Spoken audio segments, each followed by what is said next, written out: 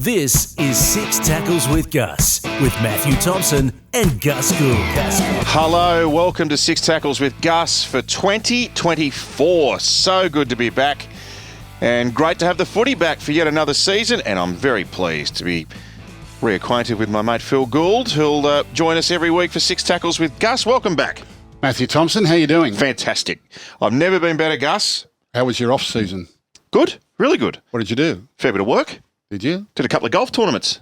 Did you? PGA and the Open here on 9. Oh, yes, you did.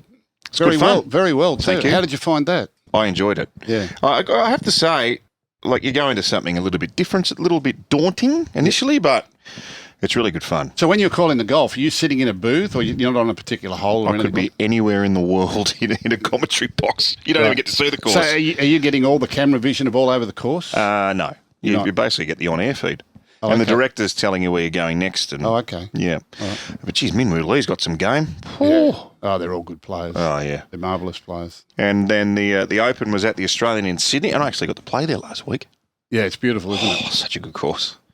Such a good course. Anyway, enough about that. You had a holiday. You cancelled all your holidays, particularly on your wife, as we've been through on this podcast before. But you finally took her away.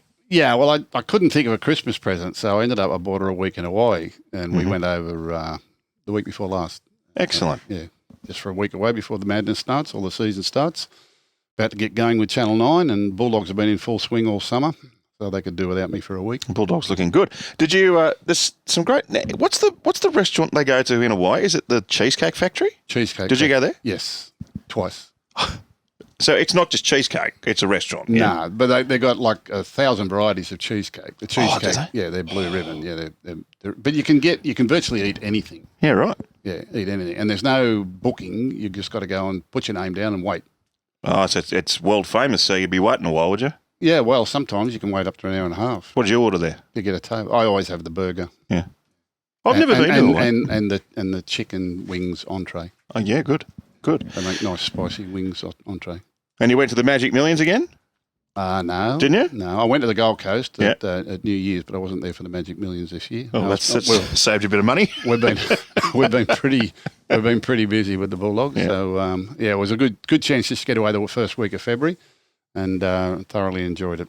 Very good. Well, we're going to preview half the competition this week and the other half next week. Otherwise, we'd be here for about 7 hours. Okay. And as much as I love doing this podcast, we don't want to be here for that long. But I think the Bulldogs are amongst this week's teams to preview. The segment we introduced last year to rave reviews right around the world. Yes! No. That's the rule. No. Dear. Well, Jordan's gone straight to the meat of the issue with his first question. The Panthers will four-peat this year. Yes! Well, there's certainly a chance. Yeah. I don't know that others have improved to the position where you say they won't, and they're certainly going to be strong again, even though they've lost a couple of players, but they've obviously got young fellas coming through, and they're still the team to beat. They are the benchmark at the moment. Yeah. So... Can't wait for them to play on the weekend over in Wighton. I feel they've got a little bit of a burr under the saddle after losing at home last year. Well, they should have. They had a great opportunity. I mean, it would be really disappointing to this history-making period of 3 premierships in a row, which is rarely done in our game, to not wear the World Club Champion crown. They had a great chance to do it at home. It would have, I think, had they had their time over again, they would have got that right. But they get a chance to do this. And remembering, too, that back in 1991 when they won their first premiership, they were beaten by Wighton in England in a World Club Challenge under different circumstances. And this time, of course, they've had all off-season to prepare and they've gone over there a week early to get ready for it. Things were quite different back in 1991 when we went over to Wighton. Yeah. Blokes forgetting their passports and stuff. Well, that's a week after you won the comp. That's right. We went a week after the grand final. Please. I couldn't get half of them on the plane. They was too drunk. And the other half, they probably weren't any good when we got there.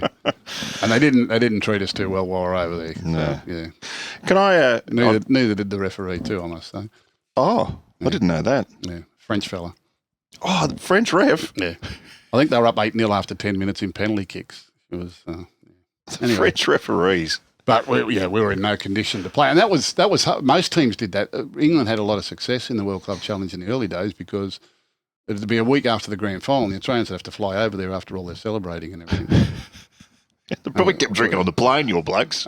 Your blokes kept drinking on the plane, I'm tipping. Oh, I'm sure they did. I'm sure they did. No, but only half the team went. Yeah. Oh, well, they were busted. You know, Wighton, don't get me wrong, Wighton were a great side, trained by John Money, and take nothing away from them, but they were too good for us on the day. So can I just make one little statement that you can respond to? I know Penrith lost Coruscant and Kickow heading into last season. I think the most significant loss out of all of them is Stephen Crichton. Yeah, look, it's unfortunate that the premiership winning clubs get themselves in this position salary cap wise. I still think the rules are wrong, and I think the salary cap's too restrictive in that nature. I don't think clubs should have to lose players, but they're the rules we play under. And Melbourne Storm have been able to do it over the years, is to lose quality players but still replace them. And I think the development system at Panthers is now proven to be the success of that club and good kids coming through. Stephen Crichton is a quality human being and a quality player and still young, still yet to see the prime of his career, yet he's performed so well at a young age. In big games. In big games, big moments in big games. Yeah. They've kept the nucleus of their forward pack together. They've kept their halves again for this year, and they've got their fullback and got those young outside backs, and it doesn't seem to matter who plays in those positions outside those halves. They all do really well. So, and that was tough for Stephen Crichton too. He didn't want to leave the Panthers. He wanted to stay there with his mates, but financially it just became impossible for them. So, I just think, I mean, you even watched that grand final back last year. Obviously, Nathan was the headline act, but a couple of plays by Crichton just hugely significant in the outcome of that. There were probably 4 or 5 plays that were really significant to keep their momentum going. To keep them in it. When they got well behind in that first 10 minutes, 15 minutes of the second half, which I don't think anyone saw coming. He came up with a couple of big plays that stopped it from getting any worse, and then he came up with a couple of big plays to keep the momentum going. Scored a crucial try when it didn't look like much was on. So, and he's done that year after year, and he's done it at World Cup level. He's quite a big moment player, yeah. Absolutely. The Warriors can win the comp. Yeah. Yes!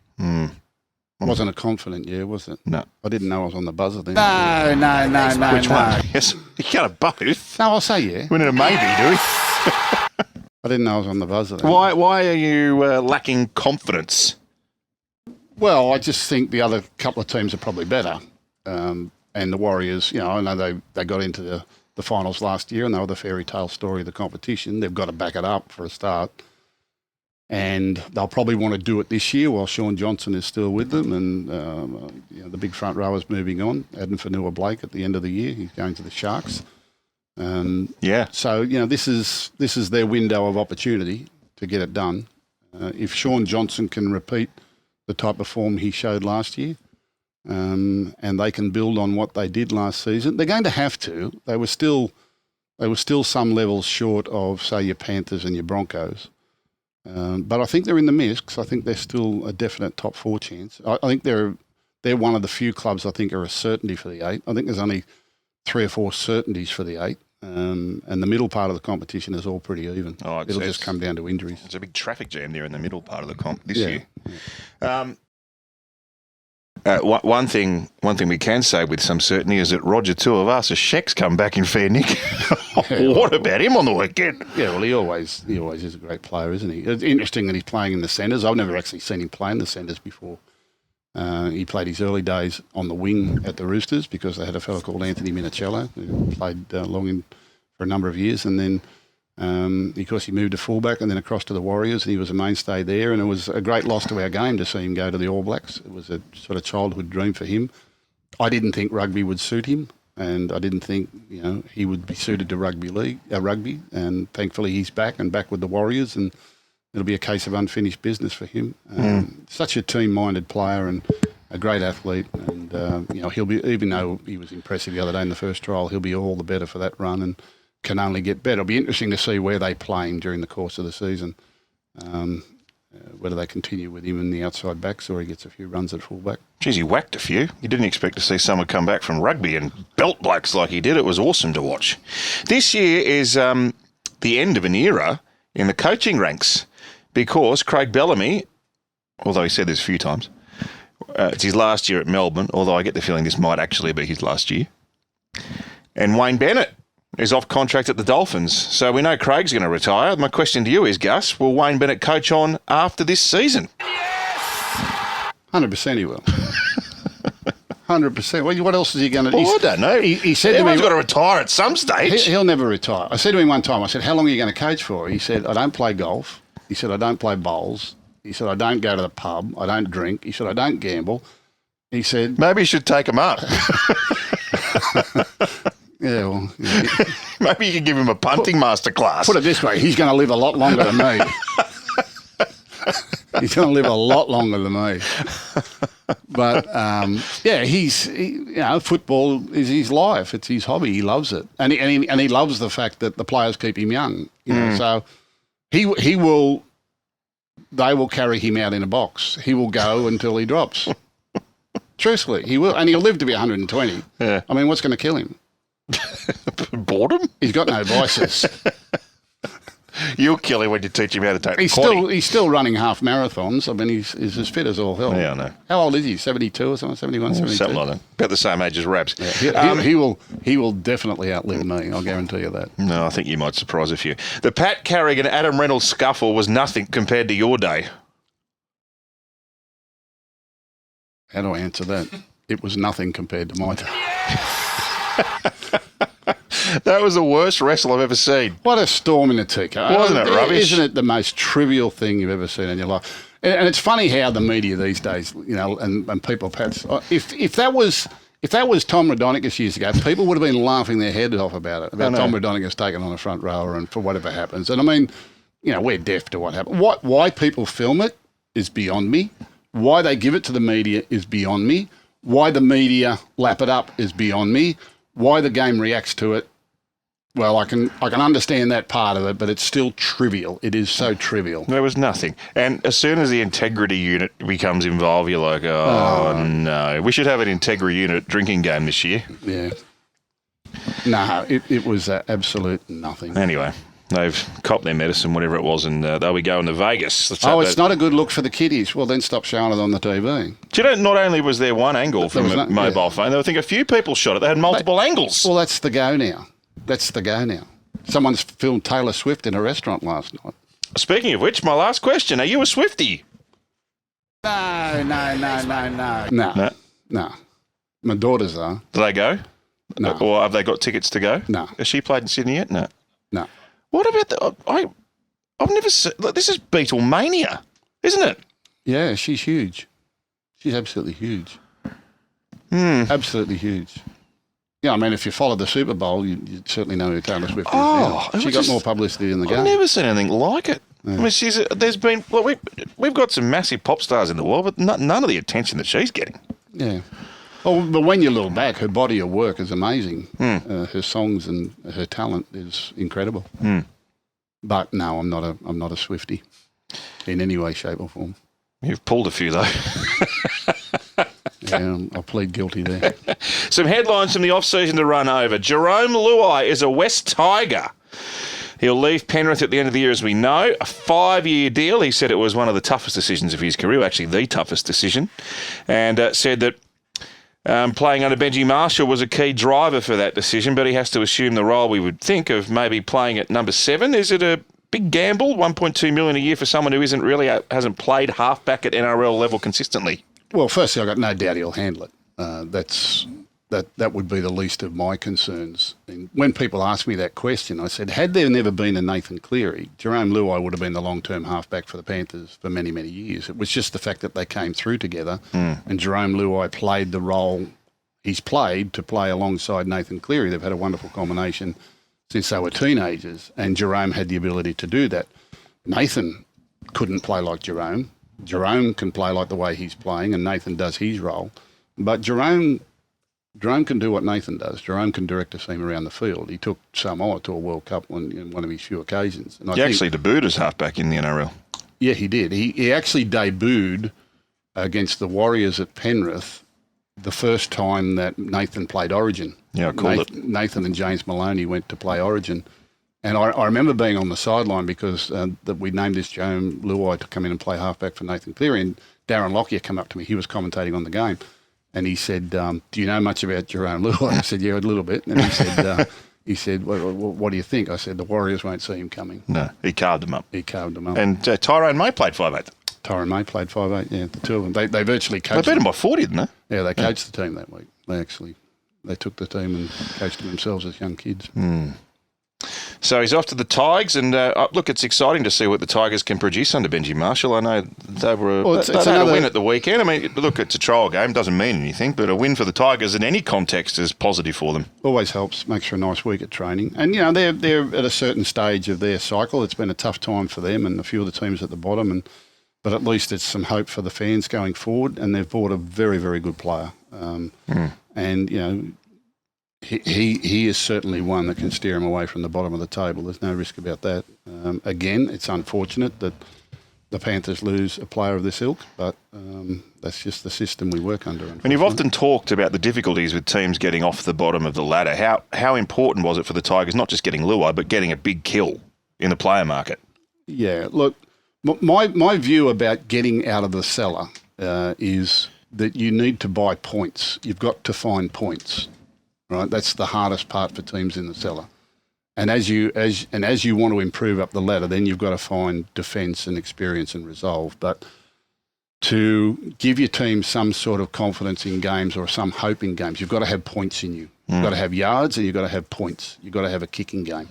So that fills a number of those, ticks a number of those boxes for the Tigers. He will produce points and he will take the bruises out of the game for the rest of the team.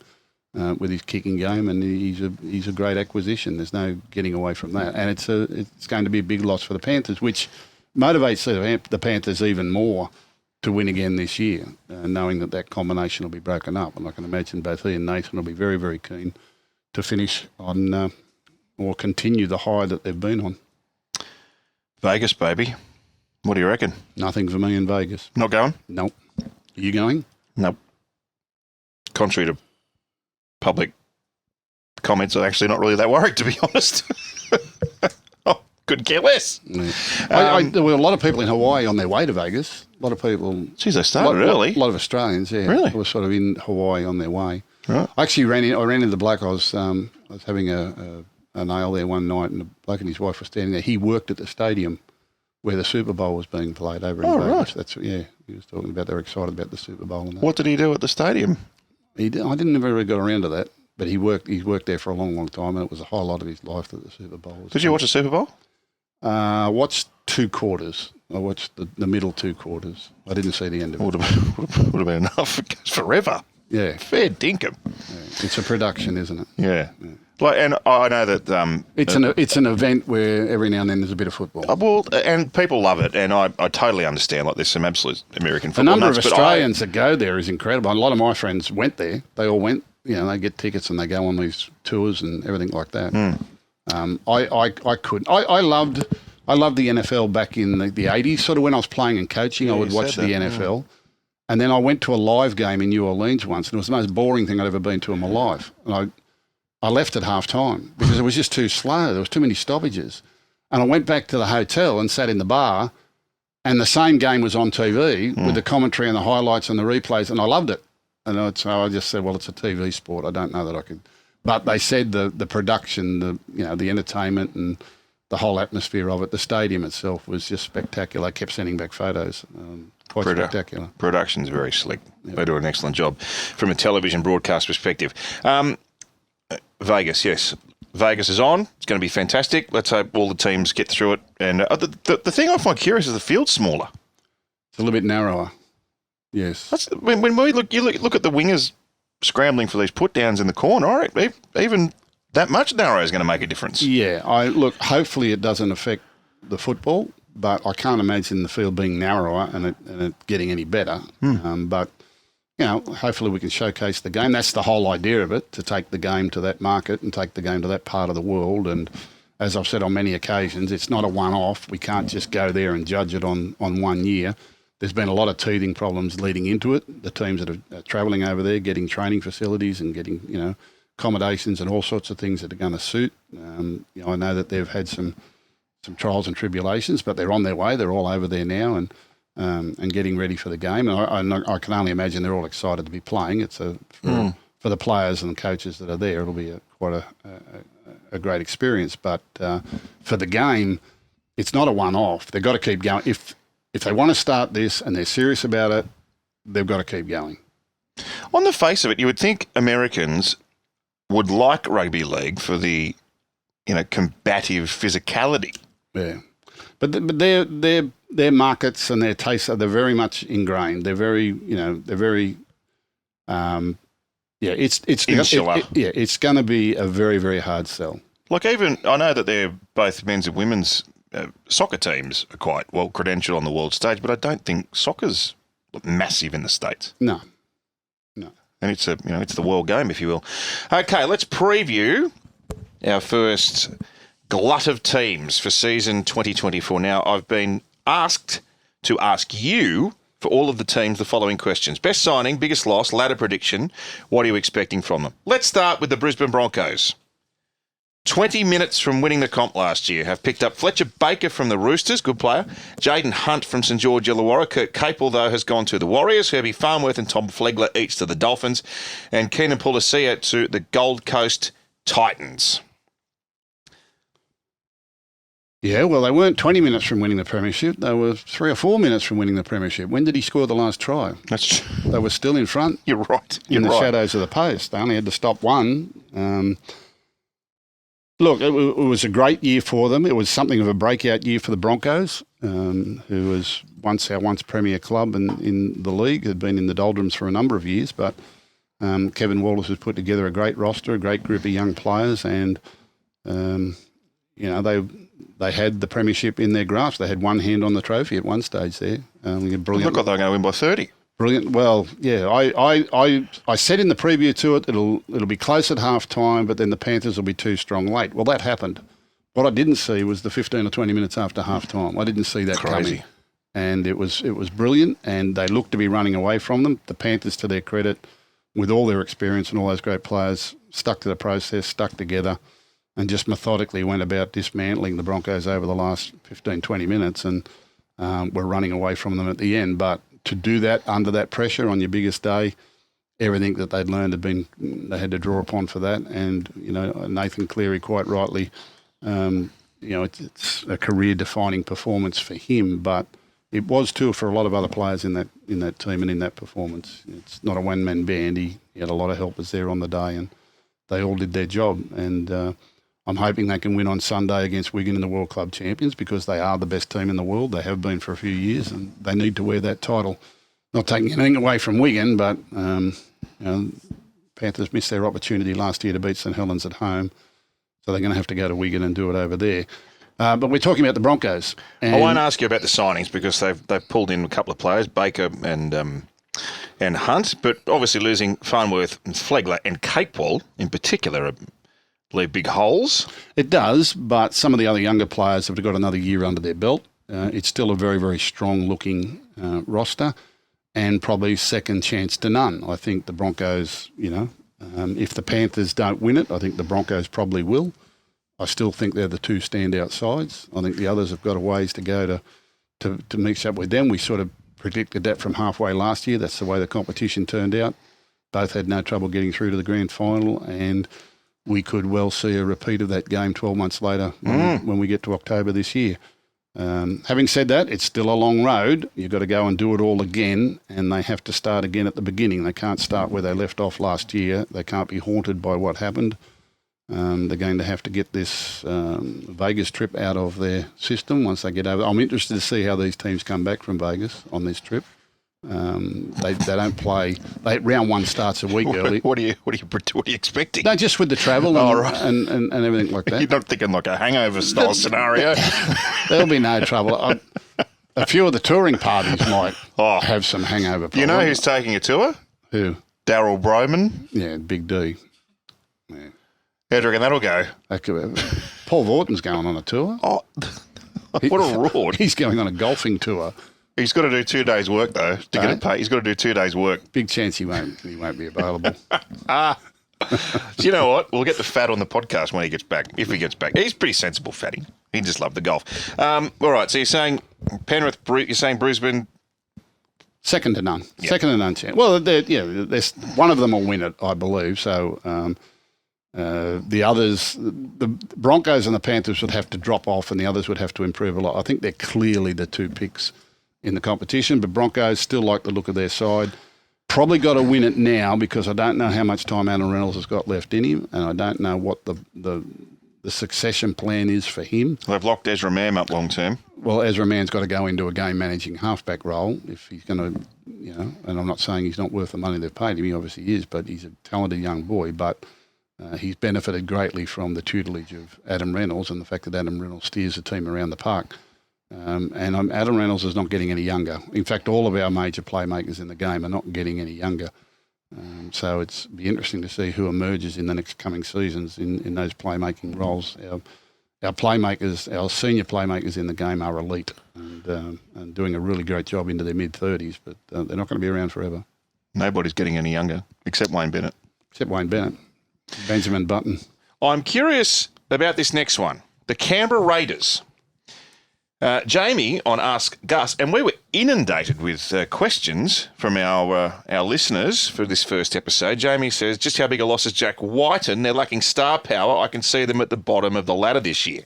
Hold that thought, Gus. Zach Hosking, Simi Sasangi, Morgan Smithies and Kyo Weeks have headed to Canberra. Jared Croker's retired. Matt Fuller's gone overseas. Harley Smith-Shields has gone to the Gold Coast. Clay Webb was released. And obviously Jack Wighton has gone to South Sydney. Losing an Origin and international player who was their 5'8" is a big hurdle to overcome. But I think, Gus, what a lot of people are overlooking is that Ricky's blooded, particularly in the last year, some very, very good emerging forwards, but maybe in the halves is their issue. Yeah, it is. And look, Jack Wighton, I think, was a huge loss, and you saw it play out quite emotionally when he'd made the decision to go to South Sydney mid-season, and the Raiders, whilst understanding, were quite upset about it, and they haven't been able to replace him. They haven't been able to find anything of his equivalent, obviously, but certainly there doesn't seem to be any defined plan there as to who becomes their leadership and becomes their chief playmaker. As you say, during the tough times, they've been able to blood a lot of good young forwards and some of these players, and they're always competitive. One of the things I did notice in particular over the Christmas period was an interview at a Raiders training session with Josh Papali'i, and he looked fitter than I have seen him for several years. I mean, he looked really lean and really focused, and if that's an indication of how the whole club has trained, then it's a really good sign. I note with interest, whilst it was only a trial game, they certainly did well on the weekend in their first outing, which they didn't do last year. They lost their first trial under similar circumstances, and the season didn't go according to plan. But if Josh Papali'i's appearances that I saw from him is any indication of the regime they've had during the off-season, and I think most clubs will have had a better regime this year than probably in previous years, affected by COVIDs and World Cups and all the other sort of things. I think that the Raiders will be ready. It's really funny, this comp. Outside the top two, then you've probably got another 3 or 4 who you say, okay, well, they'll probably make the 8. The rest of it's up for grabs.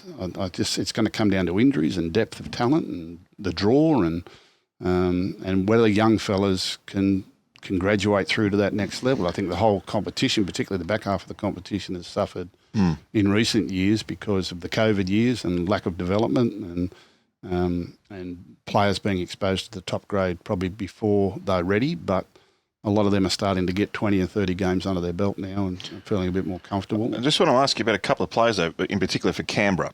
Ethan Strange, who's the young half, who's well touted. Promising. And Kyo Weeks, who's the signing from Manly, who's really a utility player. He's played all over the park. Now, clearly Fogarty's going to be halfback. It's between the other two to be 6. What can you tell us about those two players? Well, either one could do it. I think probably Ethan Strange, to me, is the more logical choice. But he's still very young. You know, it's the thing about these kids, and you see them in junior rep football, and you might even see them in junior representative football, and they're playing in age grade football. They've got to do it against men. They've got to do it. They've got to get to the NRL, and it's not just getting them to the NRL. The development process, getting them to the NRL is one thing. It's then being able to win with them is another, and sometimes that takes years. You know, you ask the greatest players, and even all the fellas that work in our commentary team. You know, your Jonathan Thurstons and Brad Fittlers, and ask them when they made first grade, in hindsight, how real ready were they, and when did they really feel like a first grader, and when did they feel as though they could influence results and go from there, you know. And they're the champion players, so it's harder for everybody else. You know, it's one thing to get them through to first grade, then they've got to learn to win and win consistently. And until they've played 60 or 100 first grade games, they're still in the learning phase. So they've got a long way to go, but you've got to start somewhere. And the Raiders have been on a development arc for a couple of years. Their junior reps have improved, and they've got some kids coming through, and these are talented boys. It's just time at the crease now. The good thing is that he's got a good core group of forwards around them. Where young halves and backs struggle is where the club doesn't have enough strength or leadership and depth in the forwards, and they can't really play with the confidence that they need. They get targeted a lot more.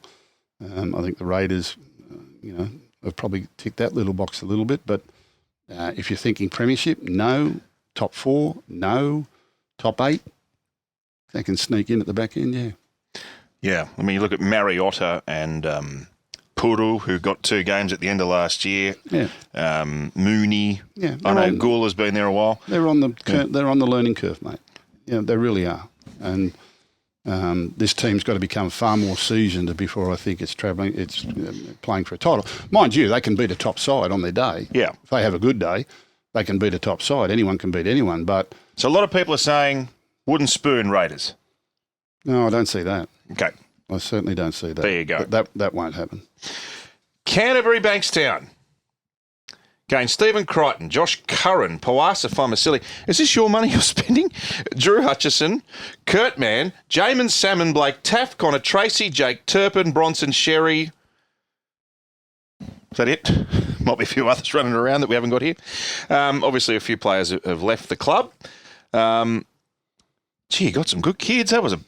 I enjoyed watching the second half of that trial against Melbourne on the weekend. That was good. Yeah, it's one thing I'm really pleased about. I mean, I came at the end of 2021. The club had run sort of second last and last its previous 2 years, and the Bulldogs had a horror run, certainly by their standards. You can't turn that around overnight. My focus has been in the setting up of a junior pathway academy, and in the belief that the Bulldogs' next great team will have to be produced from within. It will have to be developed. The major part of it will have to be developed from junior pathways. It's a longer process, but it's the only way I know now. I know how to gain sustained success, and we're well on the way with that. In the space of those 2 seasons, last year we won the Harold Matthews competition and the Jersey Flegg representative competition. Winning competitions in those past co-ed competitions is not the aim. The aim is to produce NRL players, but at least it shows you're on the right track and you're attracting the right talent. And our junior pathways teams this year are performing extremely well in the early part of their season. And as I said at the club's AGM on Sunday, I can now see that our future is in the building. We can actually see that we've got the players in the building in our junior pathways. I can see a number of them going to be Bulldogs for a long period of time, and they will come through and play first grade. Now, the team that won the Jersey Flegg last year, which is the under-21s competition, you saw a number of those play on Thursday night against the Storm. It was pretty much a lower grade trial by the time they got on the field. So a lot of the NRL players from the Storm had left the field and our side. But it was great experience for them, and they performed extremely well, and I'm glad everyone's excited about it. And there are some players there, I think, that will play their fair share of NRL. And that's a good sign, because that then gives encouragement to all the other young blokes in the academy who are training with them and being a part of them. So it's a confidence-building exercise to get them in and perform well at that level. We couldn't have done that 12 years ago. We couldn't have done that 2 years ago, to bring in a group of young fellas like that and play in a first-grade trial and perform the way they did. So that's the first really good sign. That's, we've got to the point now where I'm really happy with the academy program. I'm happy with the the amount of recruitment that our recruiting staff has done, our talent scouts and our academies that we've had in North Coast and greater northern areas of New South Wales, up in the South Queensland hub, over in Christchurch and over in Auckland. We've got academy programs over there, and we've brought kids in from all areas. And of course, there was a fair smattering of local juniors in those numbers as well, and in all our junior rep teams. So that part of the program has been good. 2021, the Bulldogs ran last, a bad last after only winning 3 games the year before that as well. Virtually everything's been turned over in that 2 years. The whole roster's been turned over. We've got there's no players that played in 2021 that are still playing with the Bulldogs. The coaching staff and high performance staff was turned over, and it's virtually a brand new club. Now, for me, this is where it all starts. I'm not saying this is the be all and end all, but I still believe our next best team is one that's going to have to be created from all these young blokes. But what we have in the club now is a completely different atmosphere, a completely different culture, completely different work ethic. We've got wonderful coaching, wonderful high performance teams, great medical staff. The club is really together in that regard. And what I've tried to do is put a group of players together that our fans can take some pride in, that will play good football, that will be competitive, and hopefully that's what happens. We had a horrific run with injury last year at a time when we were vulnerable. Our roster was vulnerable last year anyway, but then to get the injuries we did just made it worse. And it was virtually a write-off, but hoping for better fortunes this year. Very good. Just have a look at the team that Cameron Ciraldo has picked to play the Sharkies in a trial this week. They're pretty much full strength. Are we to assume that the Dogs are full strength?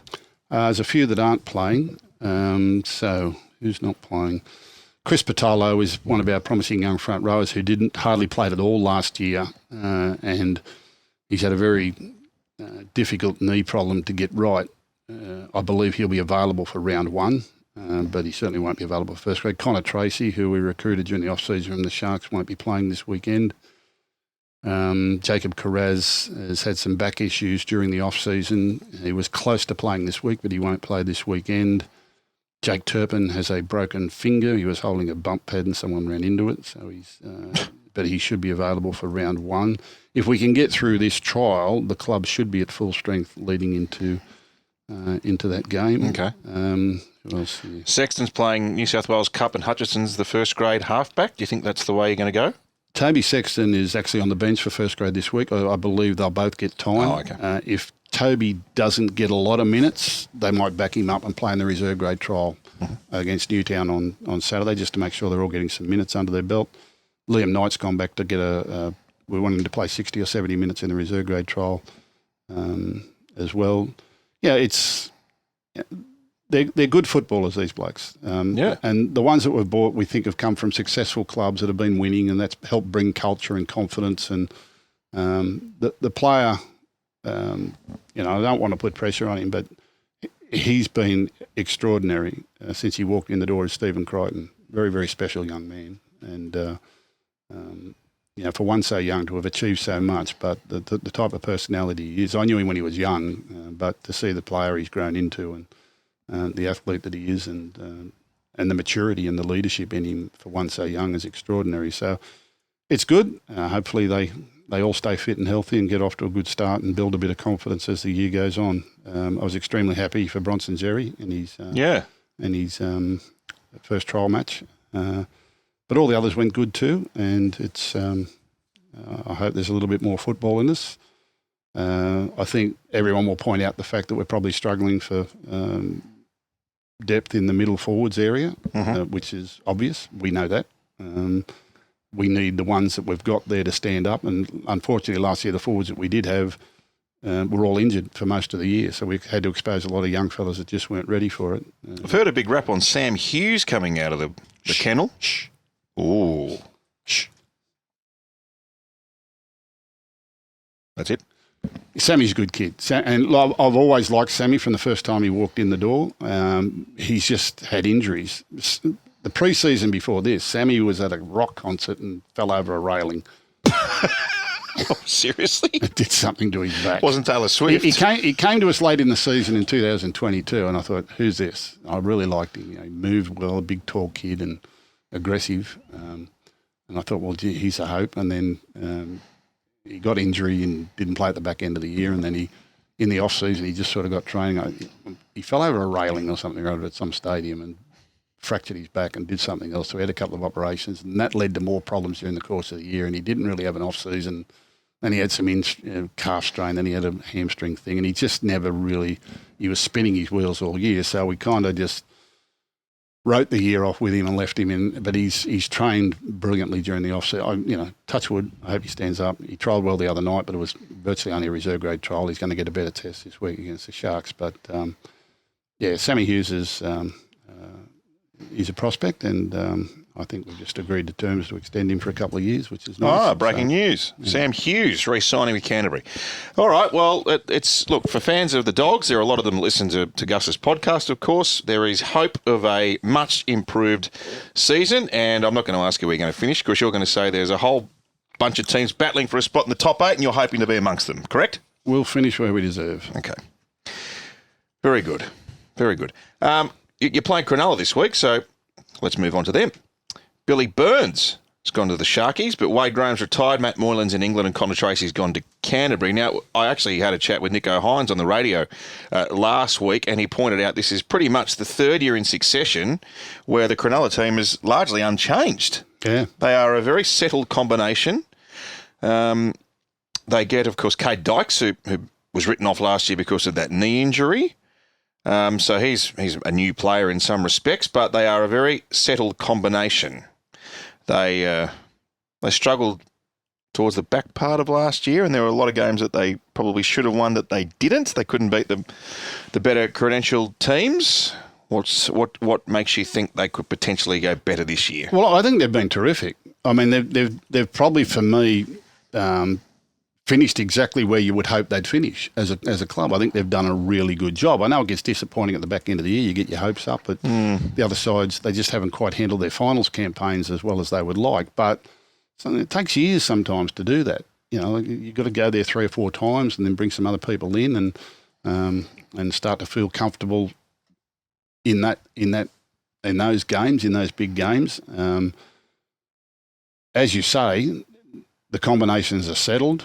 The roster is very, very settled. They've now had a lot of time playing together. I think that Braden Trindle showed yet again in the All-Stars game that he's going to be an NRL half and playmaker.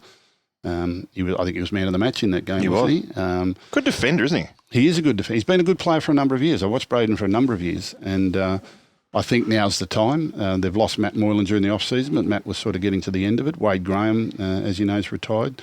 Connor Tracy, there was too many other players in his positions in the club. It was hard for him to play NRL, and they really didn't want to lose him. But it sort of got to the point where if he was playing at the Sharks, he's still going to be battling for an NRL game. He's come to the Bulldogs in the hope of playing more NRL football, and he's a very, very good pickup. But he's an NRL player every day. Yeah, they've got those positions covered. He plays reserve. He plays with Newtown their feeder club. In reserve grade, and he's by far the best player in that competition. Yeah. He's just too good for them, and he's a genuine first grader. And when he filled in at first grade last year, remember they were struggling, and he came in and played fullback.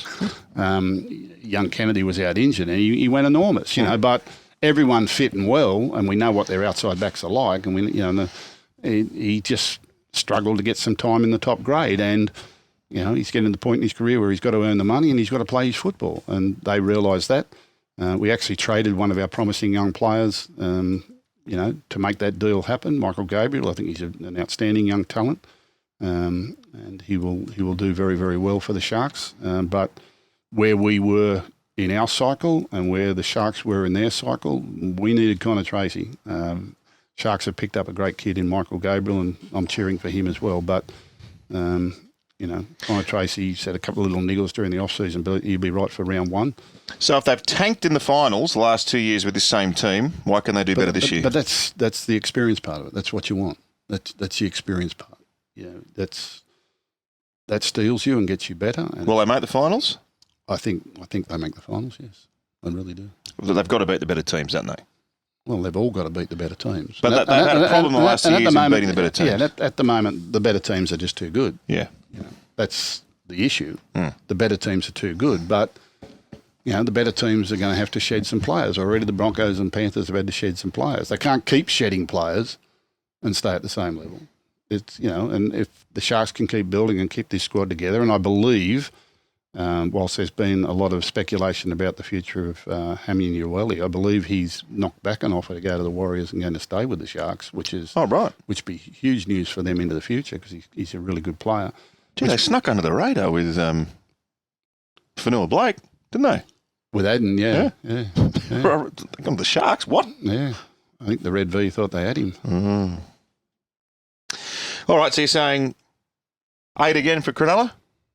I think so. Yeah. Up Cronulla. Yeah, I think so. They've got points in them, and they've got that brilliant outside backs, and their forwards are good workers. It's just a nice combination for a team. They probably, it'd be unfair to say they haven't got a star factor because they do. They've got a Nico Hines, and I really rate young Kennedy.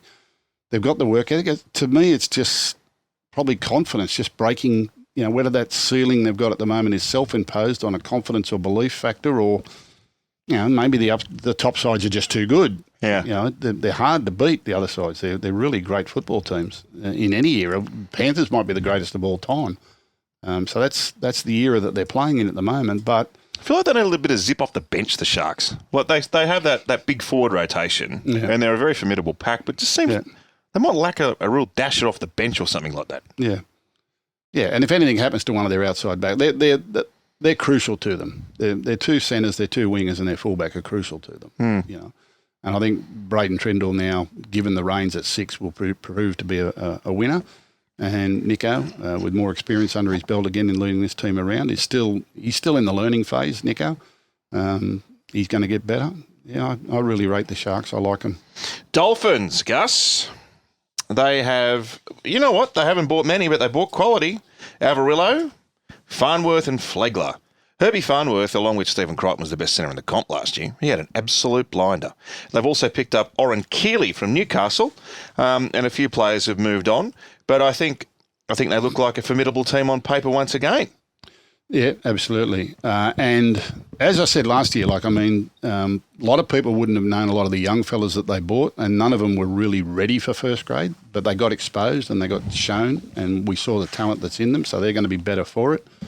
Oren Keeley, the young fella they picked up from the Knights, everyone's been watching Oren come through the rep football. He's an outstanding young prospect as a forward, and I think this year is another chance for a lot of these younger fellas to step up to the mark. Some of their older players are getting towards the back end of it, but they're quality players and very, very experienced.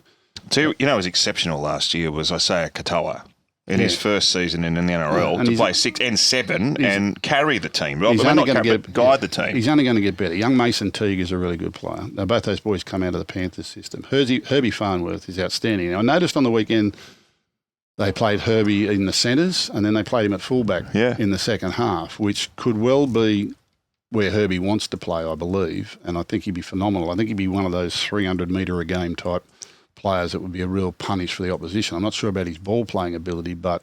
What about the Hammer? He could be, Hammer can play centre. Hammer can play anywhere, I guess. So they've got real speed. Ewan Aiken is now probably going to be primarily in the forwards. How do you bring up their team for this week? It's a good, solid side. They started the season brilliantly, probably better than everyone would have expected last year. They probably don't have that origin class playmaker that's needed to win premierships or to run deep into the finals.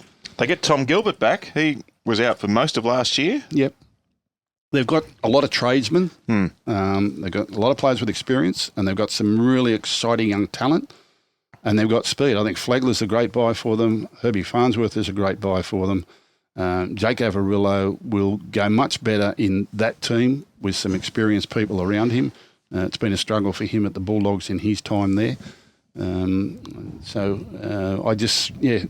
done well. It'll be another year for them to develop and waiting for some. They've got some great young kids in the system. They really do. They have some great young kids building underneath this. So they're doing it right at both ends. So The future's bright for the Dolphins right at the moment. They'll be super competitive again. Mm-hmm. I guess outside chance at the top 8, but more likely somewhere in that, in that area just outside the 8, I think, when the judge calls a halt. Okay. Manly. I have never heard of a signing be so broadly embraced and endorsed than Luke Brooks. Not one person doesn't think he's going to go well. Well, there's not one person that's not cheering for him. Yeah. Everyone's cheering for him. Yeah.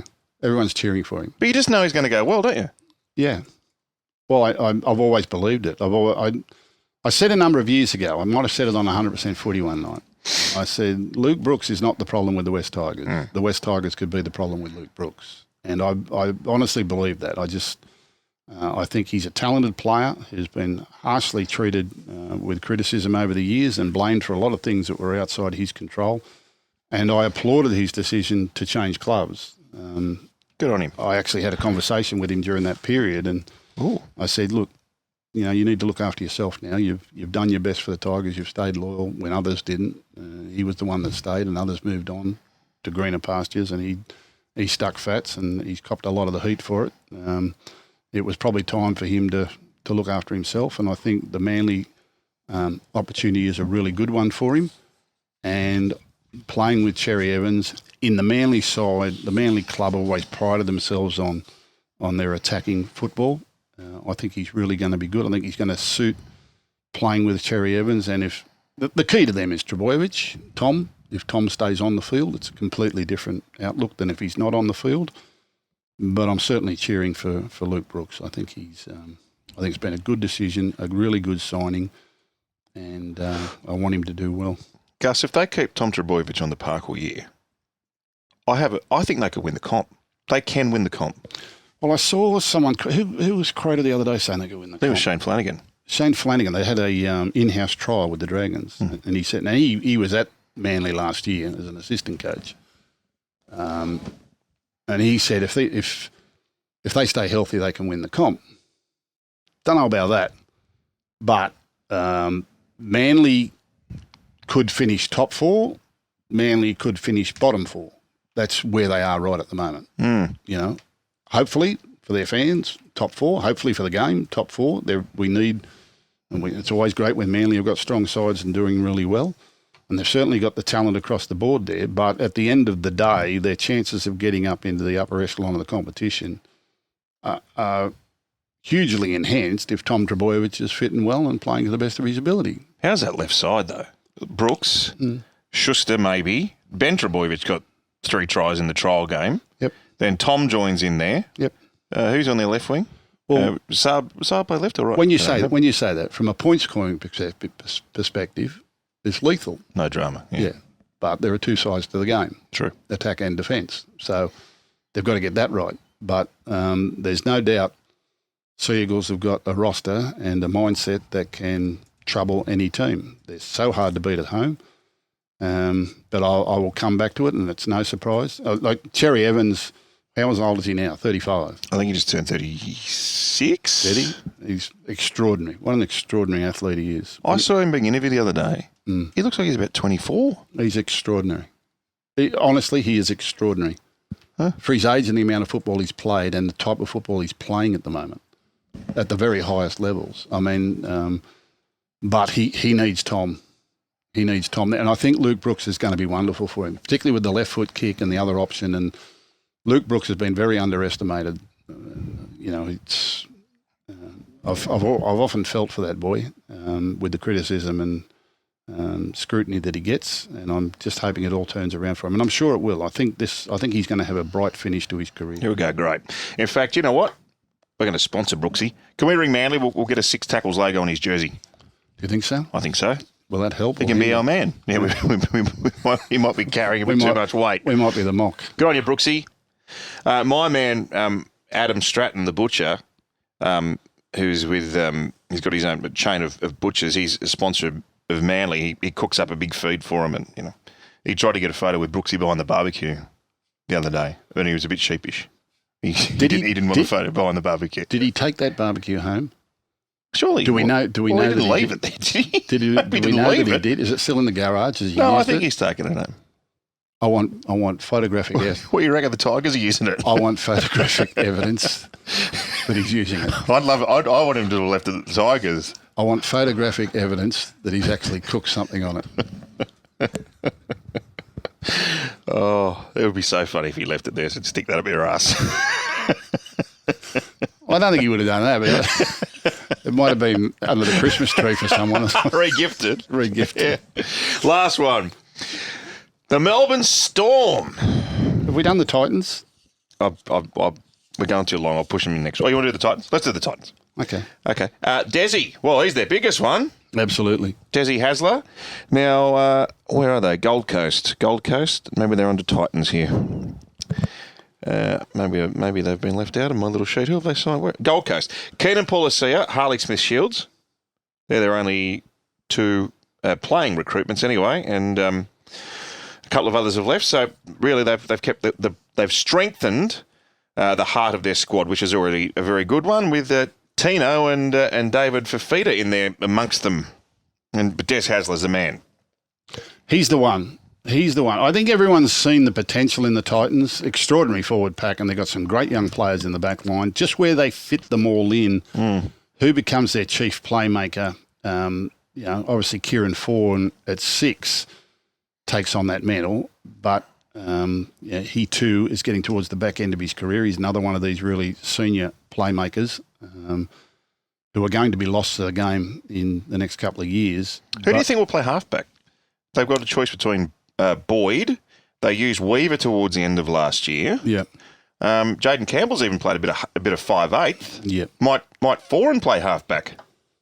And I would be the last person in the world trying to second guess what Des does or even advise him. For me, looking at the team, I see a lot of really good 6 options there that Kieran Foran could steer around the field. And with young Keeney, AJ Brimson and Campbell, it would be disappointing for one of them to miss the team, to not be available and just cooling their heels on the bench or, playing lower grade football. You kind of would like all of them involved if you could. I think they're the future of the club. They've got an extraordinary forward pack. They've got great speed on the edges. I mean, Khan Pereira, crikey, he is swift, isn't he? Oh, he's a beauty. I love watching him play. But knowing now that Tino and Fafita and Fatawaku and these fellas are sort of locked up for some period of time, it's a team. We saw their potential last year, and I think in a lot of games they held big leads at half-time and blew it in the second half. Their second-half performances were really poor. It was that record half-time loss against the Dolphins. They lost their coach halfway through the year. They decided they couldn't tolerate that anymore. And we've seen their potential, but Des, who's a bone and muscle type coach, and he pours the work into them and he demands the best. His attention to detail on everything. He's quirky and he's got his ways, but his ways are winning ways, and they've always won wherever he's gone. He could just be the magic dust that gets sprinkled on this group and helps them understand what winning NRL consistently is all about. And if he can do that, this certainly next year with 2 off seasons under his belt, he will. But Des has got that little bit of magic. Des knows what it takes, and he's got a really good roster. That is a really good roster. I can imagine when Des was out of work, he was looking at that roster and he went, that one, get me that job.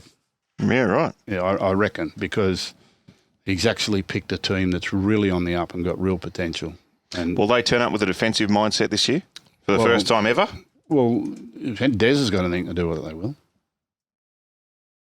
If he's got anything to do with it, they will. Yeah, because that's what they've needed, isn't it? You've said that a number of times. They've got to have that defensive mentality. Yeah, my philosophy too is that it's 100% of everything. It's just not a defensive mentality. That your defence starts with your attack. Your defence starts with your ball control and how and where you give the ball back to the opposition and how you control the game and the tempo of the game. So for me, great defence starts with great ball control, great attack, dominating field position and dominating time in possession. And that's one of Des's key attributes is ball control. They can take a lot of pressure off their defence by how well they play when they've got the ball. They've got strike power with the ball, and they can strike from anywhere on the field, but they get very loose, all right, and they get very speculative, and they don't take They don't understand the consequence of their actions sometimes, which puts them back under pressure. You know, and they're having to defend too much at their own end of the field, and they just haven't got the defensive mindset to do it. And what happens too with teams like this, particularly young teams like that, because they can score a lot of points, they don't get so resilient in defence because they figure, well, you score 6, we'll score 7. You know, until it doesn't work out like that one day. And what happens, they find themselves in this game, once a side gets you on the back foot, it's hard to arrest it. So even though they had good leads, they'd have 20-point leads, and all of a sudden the opposition would start to come. They didn't know what to do. They didn't know how to stop it. So I think Des will even that out a little bit. Great defence, for me, starts with great ball control. That's the start of your defence, is your ball control. All right? It's not just about defensive systems and tackling better, whatever you. Everyone defends better at the opposition ends of the field. That's just a given. Right? So great defence starts with good ball control and how effective and disciplined you are with possession. They've got no problem scoring points. They can score points, all right?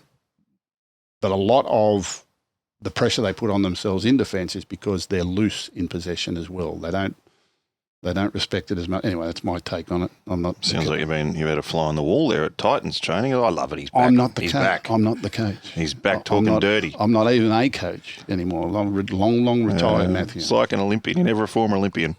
Long time ago. He's already said Brimson's going to play in the centres, so he could fit them all in if he played 4 and at half back, Campbell at 5'8", and Keeney off the bench. That gives him a fair bit of speed, doesn't it? Yeah. I can see Brimson playing 6 at some stage. Yeah. Good player. Yeah, I can see Brimson playing 6 at some stage. I think he would be an absolute, like Keeney and Campbell for me are fullback prospects. Campbell might be able to play 6, but defensively, is he ready for that? Brimson's the origin player. Foran and Brimson around with all these young fellas and behind that forward pack excites me.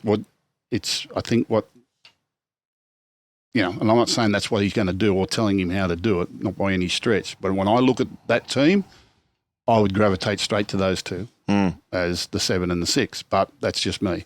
Tanner Boyd's a good young player. He'd be a great young 14 because he can play hooker, he can play halfback, he can play 5'8". Never misses a goal. He's got a great goal kicker, but that's just my look at it. But I'm a dinosaur. I don't coach anymore, mate. Come on. Let's go to Melbourne, and then we'll do the rest of the clubs next week in our season preview episode 2. We should have started a month earlier. We could have done 6 previews. Melbourne have signed Sean Bloor. Now, it's another one that Craig Bellamy's going to get the best out of, Sean Bloor.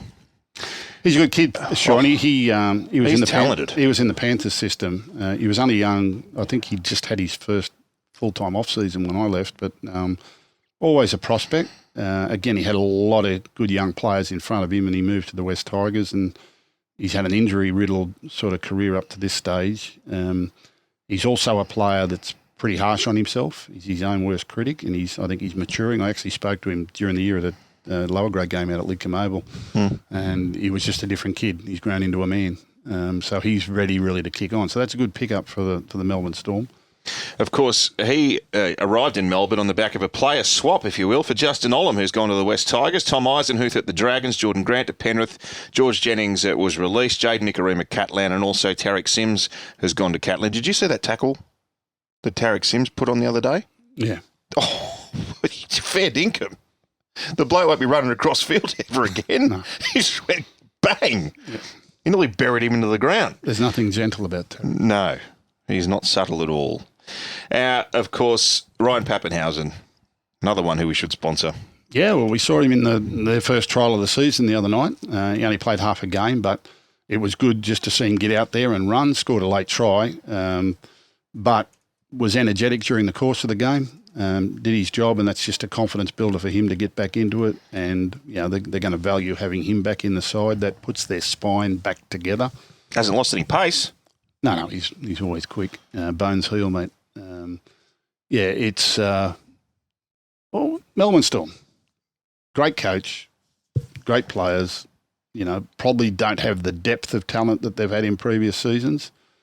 I don't know that they can afford too many injuries, particularly to key players, but every club's in the same boat. I mean, I watched all the trials on the weekend, And most of them are they're virtually reserve grade trials and depth trials, and few of your players that need a few minutes, you get them out there. But right across the board, every team, we're all still trying to build our body of depth in the club, first grade talent, because the competition has definitely suffered from depth across the board with everyone. The teams with the best development programs that stuck to it during those difficult times are the ones that have sort of come through to the top.